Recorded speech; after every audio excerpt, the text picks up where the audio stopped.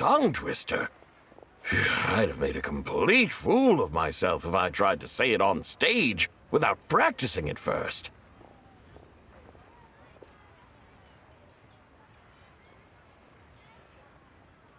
Huh. Call yourself Iron Tongue, Tien. Wobbly Tongue Tien, more like.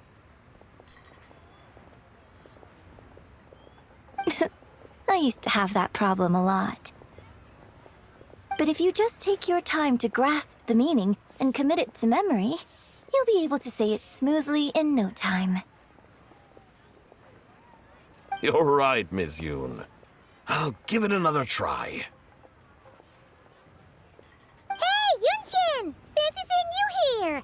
What are you two talking about? Ah, Traveler and Paimon, we meet again. And who, may I ask, is this?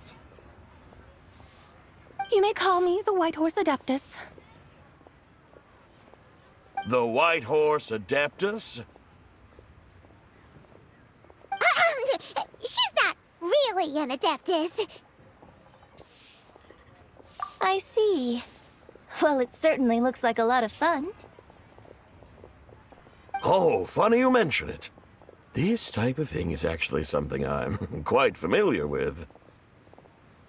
Once, to perform Through the Eyes of a Dragon, I decided to imagine that I was Rex Lapis himself. It was the only way to truly inhabit his mindset and understand his resolve to quell those demons.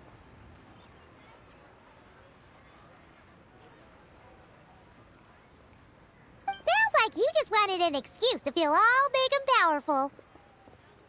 Hey, that's... You just don't understand how inspiration works.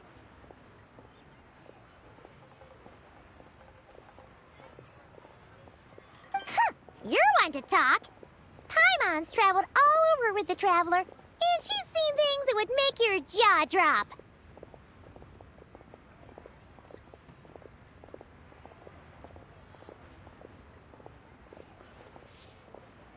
All right, then. Since you claim to be so knowledgeable, why don't you prove it by reciting an ancient poem?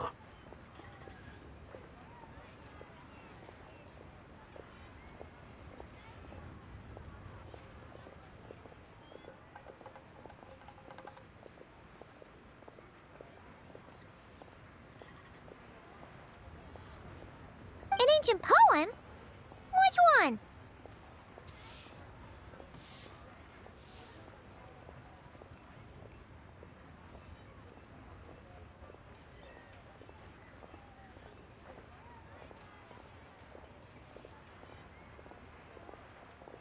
Ha! See? You mean to tell me you've never even heard of the ancient poem called An Ancient Poem?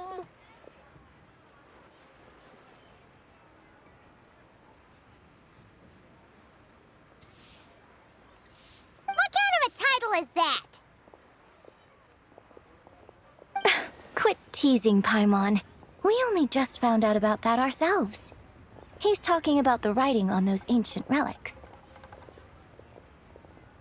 When we first saw it, we couldn't figure out what it all meant.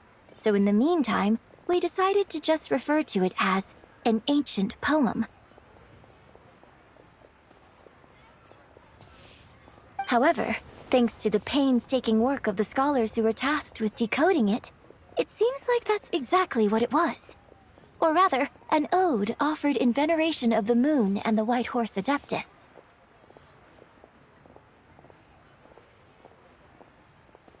Oh yeah! Didn't Kuching mention that before? It's got something to do with Longon, right?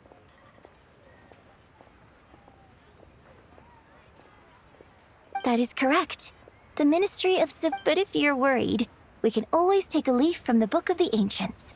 By reciting this poem, I mean, and calling for the White Horse Adeptus's aid. If we do that, I'm certain she'll protect our moon and keep us safe. Oh, seriously? Paimon has to get a look at this.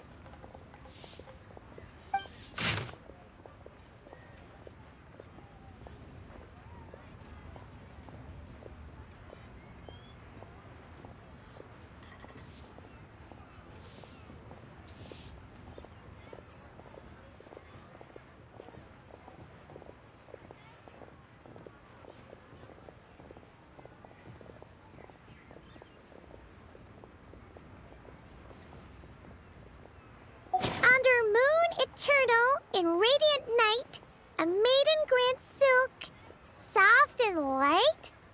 What in Tibet's that supposed to mean?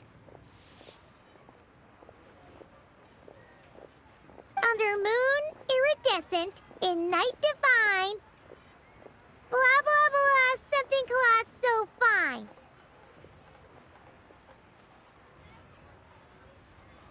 Something about fields being plowed, something else about seeds being sown from the earth. Seriously? What is this? The fields are plowed, the seeds are sown, and from the earth, life is grown. Whoa! You did that without even looking! Bravo! Bravo! We have an expert in our midst. Looks like this young lady really does know her role inside out. If I didn't know any better, I'd have taken her for the real deal. That's because I am the real deal.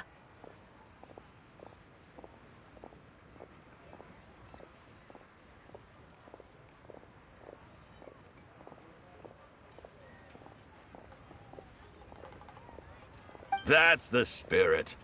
This is exactly the kind of mindset I was talking about. Behold, mortals, I am none other than the indomitable Rex Lapis himself. Kneel before my godly splendor. Believe me, young lady, I know exactly why you do it. Back in the day, I was just like you. I must say you are rather amusing as mortals go. Miss White Horse Adeptus, it is a great pleasure to make your acquaintance today. I have some questions regarding the poem, and I was wondering, perhaps, if you might be able to shed some light on it? You want me to explain the full meaning of its verses? Your guidance would be much appreciated. Fascinating. Tell me, do all the people of Liyue still express such reverence for the ancient ways? Well, it's true that we hold a deep fondness for our history, but it is hardly our only pursuit. One of my good friends, for instance, is even more devoted to the modern Fontanian art of rock and roll. Exactly! And don't forget, great practitioners of the role-playing arts walk among us too. People like me and you, young lady. Yes. So rather than placing too much emphasis on our reverence for the ancient ways, it might be better to say that here in Liyue, 100 passions bloom, each with a voice of its own. I see. Then, I suppose it wouldn't do any harm for me to enlighten you. In truth, it is but a simple poem of blessings. Its meaning is this. As the eternal moon rises in the night sky, a maiden adorned with lustrous jade descends upon the earth. She blesses the kudzu vines and mulberry leaves, so that they may be used to make coarse cloth that is nevertheless soft, light, and comfortable to wear. As the iridescent moon rises in the night sky, a maiden adorned with lustrous jade descends upon the earth. She blesses the kudzu vines and hemp, so that they may be used to make fine, luxurious cloth. As the frost moon rises in the night sky, a maiden adorned with lustrous jade descends upon the earth. She blesses the mugwort and artemisia, so that they may be perfect for divination. So she really did come down from the moon? She shows the people how to use the plow and spade to purge the land of weeds, till the soil, and heap up the earth to make it fertile. Then with the hoe, she teaches them to sow their grain, bestowing the promise of life upon every seed.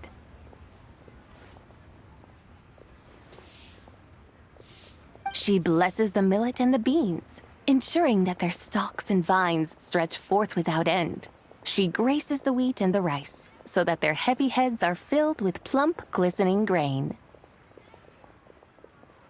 Sounds like she's a real pro at all this farming stuff. The fruits of the field are harvested and brewed into sacred wine for honored guests. This we reverently present to the divine maiden, with every ceremonial step flawlessly observed, so that she may witness the depth of our piety and respect.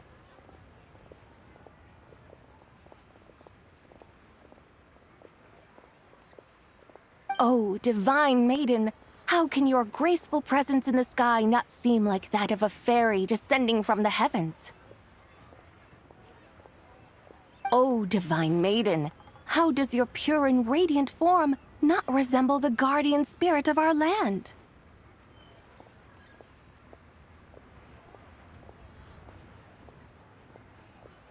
I send my heart's desire, ascending to the heavens, beseeching you to grant us good fortune and blessings in the coming year.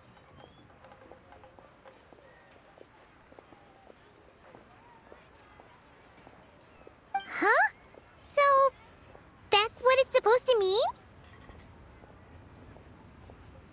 I find myself speechless, moved beyond the power of words to convey. Oh, young lady, you have shown me the heights to which a true role player might aspire. A truly remarkable performance. I did not anticipate that anyone could unravel this poem with such depth and clarity, and so soon after the Ministry of Civil Affairs notice, too. I'd even begun to consider myself somewhat versed in the matter, but as they say, there's always someone more knowledgeable out there. Allow me to extend my thanks to you, Miss Whitehorse Adeptus. You are far too humble, young one.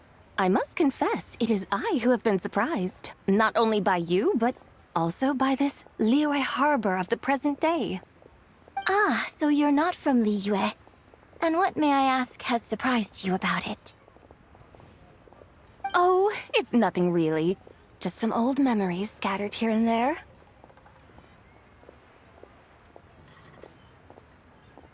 Very well, my guides. I suppose it is time we set forth on the next part of our excursion. I'd like to go see that wharf now. What say the two of you? No problem. We'll take you wherever you want. Oh, leaving so soon? Before you go, allow me to introduce myself.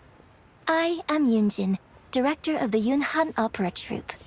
May I ask your name in return?